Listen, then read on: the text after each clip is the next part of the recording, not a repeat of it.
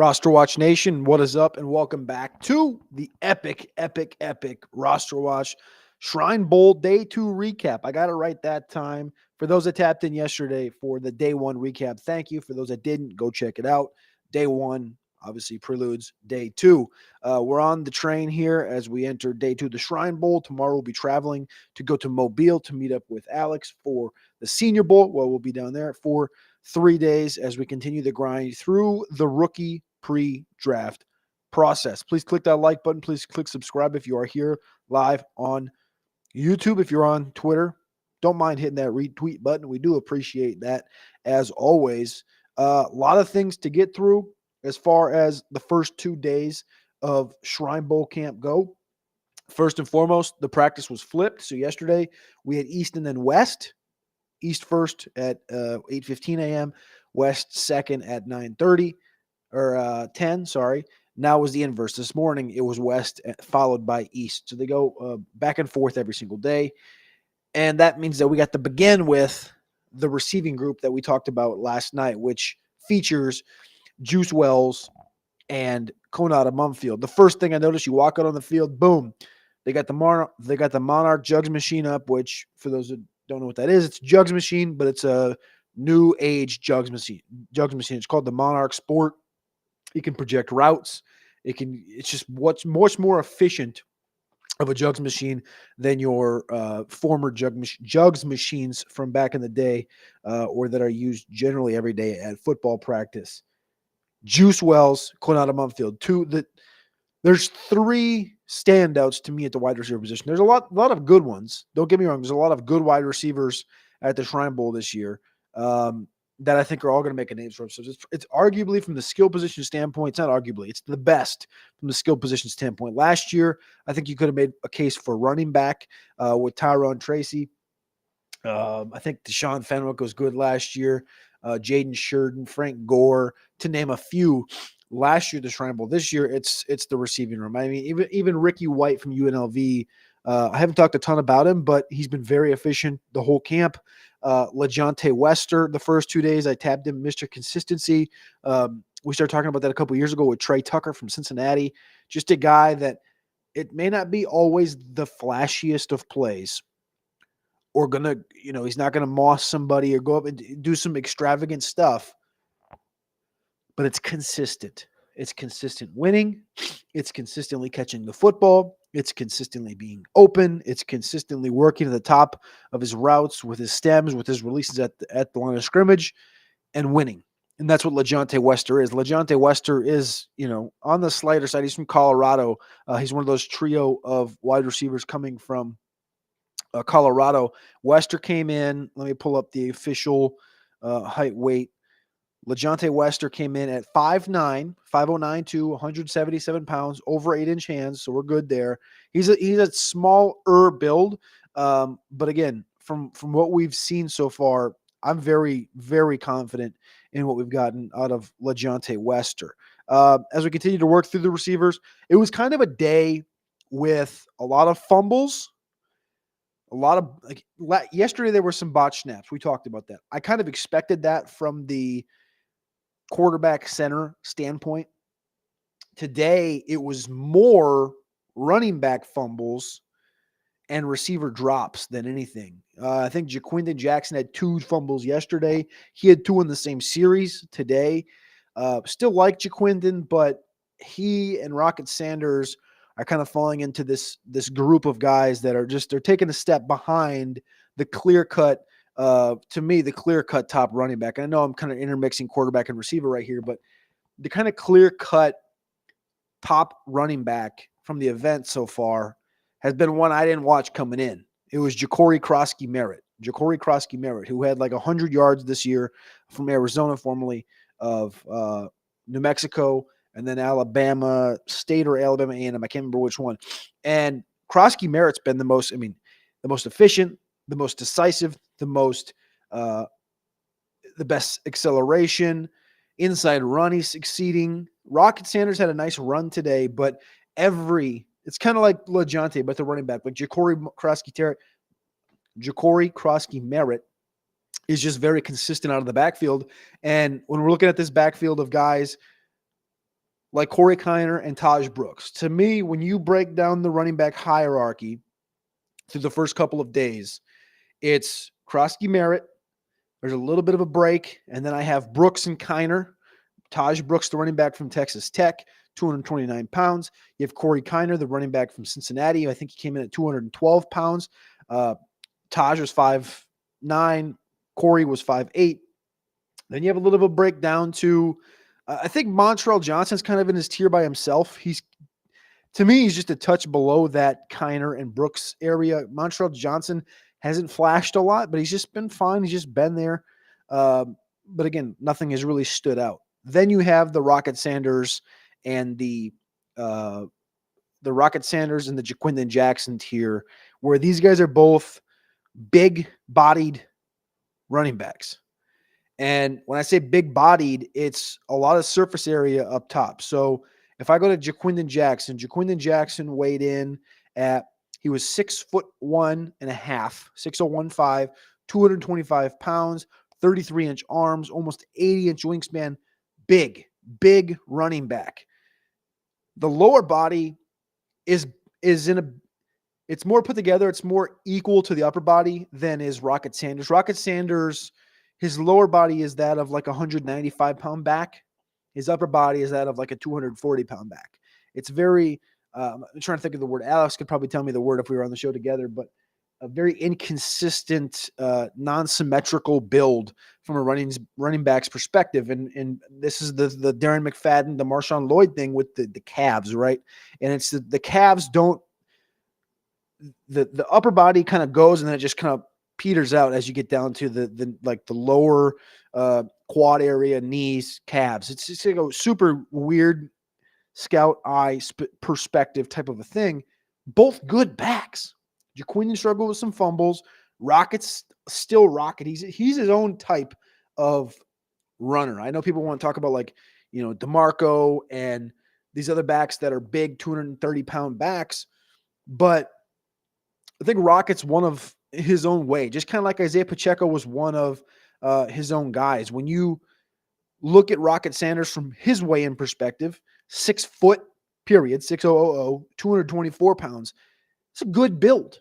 It's a good, fine build. But like I said, it's incomplete throughout the body. So those two guys bumped down. There's another running back that came in today. I wrote his name down. I didn't notice him yesterday. I think he might have been out for the day. Trey Stewart, Jacksonville State, number 36. Trey Stewart was in on a couple of special teams things where he was a gunner, and that dude can lay a pop. He's gonna make a roster. He's gonna have an opportunity. Trey Stewart, I don't know really what he's gonna do. Let me pull up his height weight if they have it on here. Trey Stewart was 5'0", 186 pounds. Very he's just like I said, just a slighter, lighter running back for the Crew. I want to make sure I didn't miss any of the other running backs, but those were the predominant tiers for the running backs so far through 2 days. Was very, very clearly Croskey-Merritt number one. Then you had that tier breakdown to the Corey Kiner and the Taj Brooks. I think Montrell Johnson's by himself after that. And then you have Raheem Sanders, Rocket Sanders, and Jaquindon Jackson, followed by, I think, Trey Stewart at the bottom. And again, that's nothing against Trey Stewart by any means. It's more so just very much a slighter build at the running back position and less consistent. He also didn't get a ton of work yesterday. He didn't get any work yesterday and didn't get a ton of work today at the position. This is also just going to I'm going to bring it full circle back to 2 weeks ago when Damien Martinez was the running back from Miami, who I think they had verified weights of 241 pounds last spring, transferred from Oregon State to Miami. He was committed to go to the Shrine Bowl, flipped to the Senior Bowl last week or a week and a half ago. I can probably say he would have probably been clear-cut the top back here. Jaydon Blue, I have not gotten confirmation yet why Jaydon Blue opted out. He was on the roster. He was on the printed out roster yesterday. He wasn't on the printed out roster, but he was on the website up until yesterday when they printed it out. Then he wasn't. Jaydon Blue, the running back from Texas, insanely bursty back, guy that probably is going to run 4.38, 4.40, somewhere in that range. Good running back, averaged over 6 yards per carry last year for Texas. I thought he had the opportunity to come in here and be the clear number one. He's kind of doing what Croskey-Merritt did. Like, he could have been dueling with Croskey-Merritt for the top running back position. I don't know. He maybe heard something positive about draft capital, and that's why he kind of pulled out of the event, but he pulled out of the event nonetheless. So there's the running backs. 2 wide receiver, like we continue to talk about. There was a report that Theo Weiss, he pulled out the other day. That was reported to be a hand injury on why he is no longer participating. Like I said, Juice Wells coming out of Mumpfield. To me, the 2 best receivers at the event. I've talked about it all day yesterday. If you want to go listen to that, go back and listen to it. Mumpfield, I'm having a tough time between those 2 guys. I think when you're talking about dynamism and potential, Juice Wells gets the tick above him. Swag ability goes to Wells, but Konata is one of those guys that's going to grind it out every single snap, every single play. Konata Mumpfield's going to work those. That's I think maybe that's the thing right there. He's going to work himself open. He's going to work himself through the progression. He's going to work himself down the field on a consistent basis. So that's kind of what puts. He's a guy that's outperforming maybe his natural talents, I guess is the best way to put Konata Mumpfield. So I think those are the top 2 receivers. After that, I think the door's pretty wide open. You look at KeAndre Lambert-Smith. He's had a great couple of days from Auburn, transferred from Penn State. I talked to him after practice today. He basically said it was an easy transition. He said the offense was easy to pick up at Auburn. He thought that Jordan Hare, which we've heard before, Jordan Hare, the stadium for Auburn, is one of the toughest places to play. He thought that was the best atmosphere he's ever played in. That's coming from someone who played at Penn State for 4 years. But he also does think that the crowds in the Big Ten are better than the SEC, which I thought was a odd take. KeAndre Lambert-Smith, I think, is next. Ricky White from UNLV, we talked about him. He's a skinny, lean receiver. Good, very good. Same can be said for Sam Brown. Ricky a little bit higher than that. Sam Brown, I don't know what Sam Brown, he must have came in at 6'1.5". Sam Brown, not Sam White. Sam Brown must have been 6'1.5".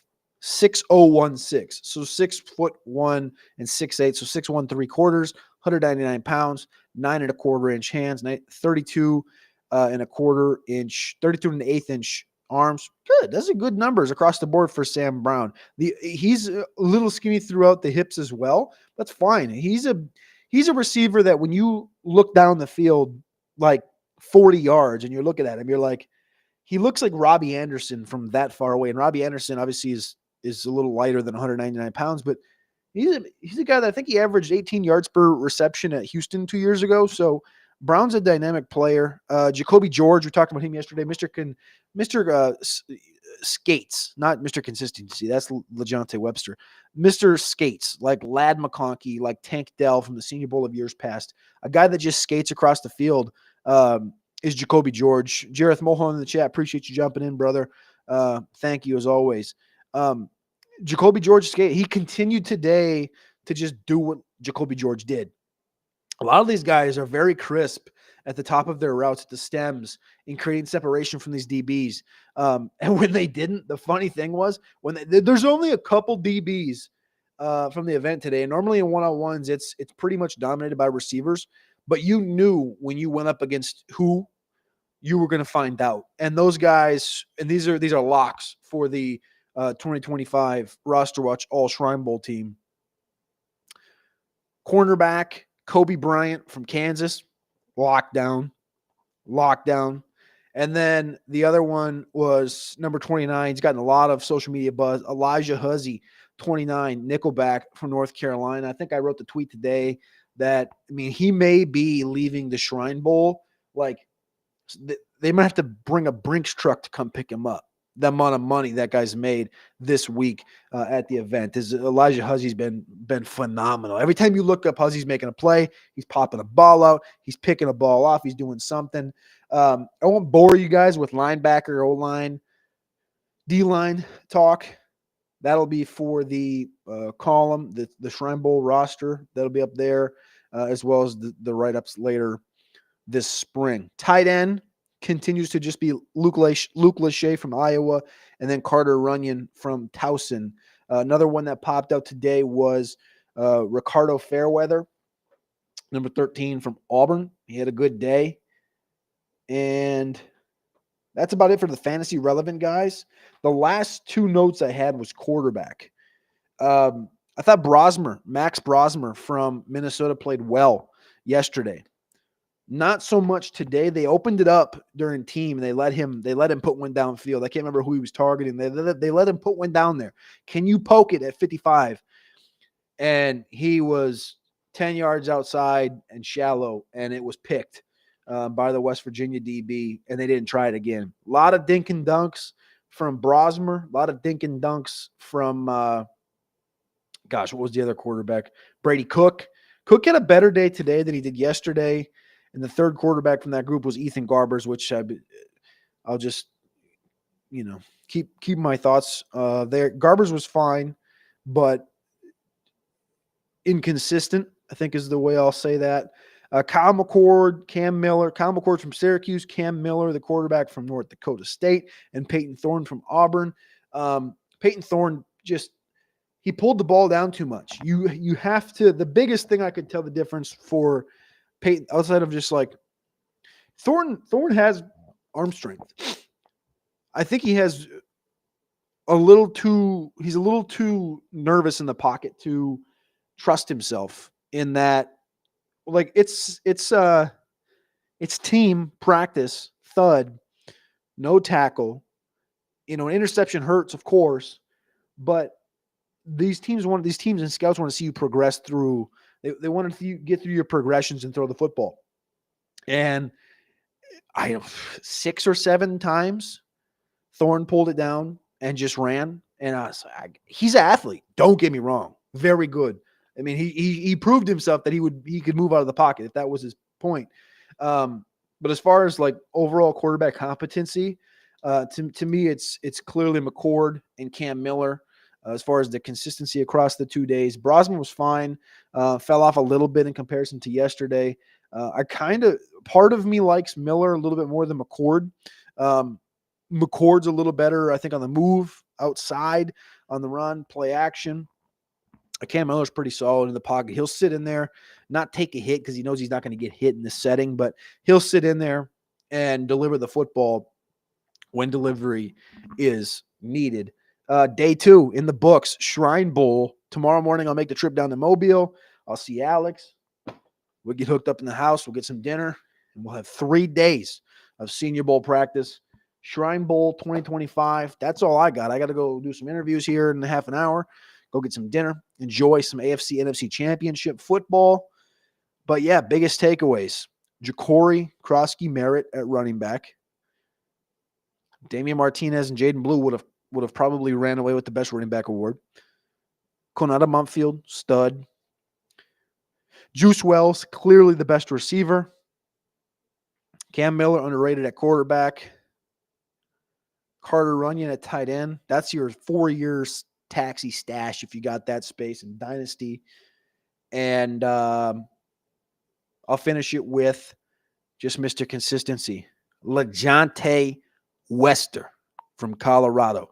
We love you. We appreciate you. And we'll see you Tuesday night for the Day 1 recap from the Senior Bowl. This is Anthony Richardson, and you're listening to RosterWatch. This is AJ Brown.